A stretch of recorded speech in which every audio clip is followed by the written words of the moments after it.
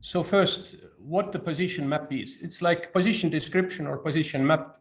I like the term position map a little bit more. I would say that this is a starting point of the hiring process, but very often it's done very randomly or more or less skipped at all.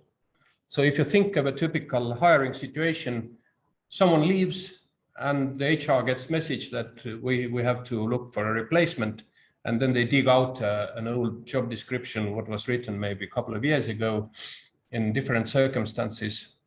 And the executive has the understanding that, well, everything is in place, and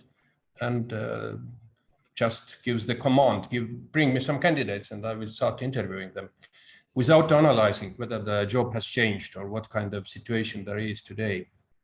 So anyway, position map is not a description written by HR. It has to be carefully thought through by the executive or manager who makes the hiring decision. And usually there might be different people involved. So very often there is a couple of managers involved in this hiring situation. So what we need to do is to get those people in the same room, so to say, and make them agree with each other what it is what they are looking for. So important thing, it shouldn't be too detailed. So if you have more than 10 requirements or criteria, this is too much usually. It might be some exceptions, but usually up to 10 or less than 10 is reasonable. More is unnecessary. And of course, these criteria should be measurable. Now, what the position map should tell you. Position map tells you first, why do you need this role? Second, what the person in this role needs to achieve. So if you think of this, that what is the end result of the work, what this person is going to do, what are the things you need to be done after a year. So this is something which gives you good input to discuss what kind of qualities you need this person to have. If you don't think of the end result, then everything you tell about the requirements might be not related to the things what this person has to achieve. And finally, what are the core competencies of the best candidate? So the basic requirements are the things what you need to decide whom to include in the pool of candidates. And the competencies are the things you need to make your mind, who is the one person you want to make your job offer. So the description, like mentioned, this is the short description stating purpose of the role. Why do you need this role? And this is like 1 or 2 sentences, no more. Very, very important to have it clear and focused. Second, then the objectives. If you ask your manager who is making the hiring decision, like, tell me 3 things what this person has to achieve that you would be happy with in the end of the year.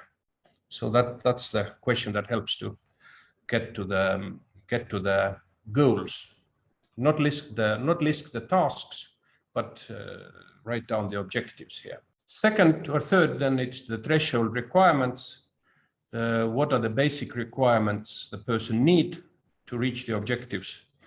Like mentioned, only must-have things here, not nice-to-have things, and no skills what you can learn quickly.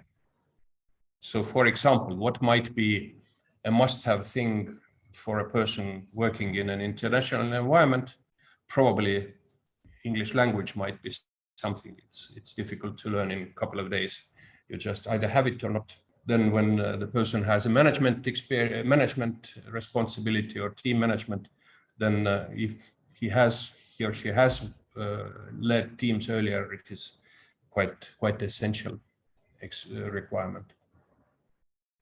And then finally, the competencies, which are clusters of qualities that differentiate between average performers and excellent performers. Usually people have 2 or 3 of these competencies, what makes them successful in their job roles. And there are lots of competency dictionaries you can use to describe these competencies for one role. As mentioned already, it helps you to differentiate or find the top candidates among everybody who can be considered for the role. Usually 3 top competencies for each role is sufficient, because if you think of a manager making this hiring decision, usually you don't have time to assess more than 3 competencies. So you need to ask a question or 2 about each competence to make sure you can differentiate who has these things better than others. And when defining the competencies, you might also like to think what your team is lacking.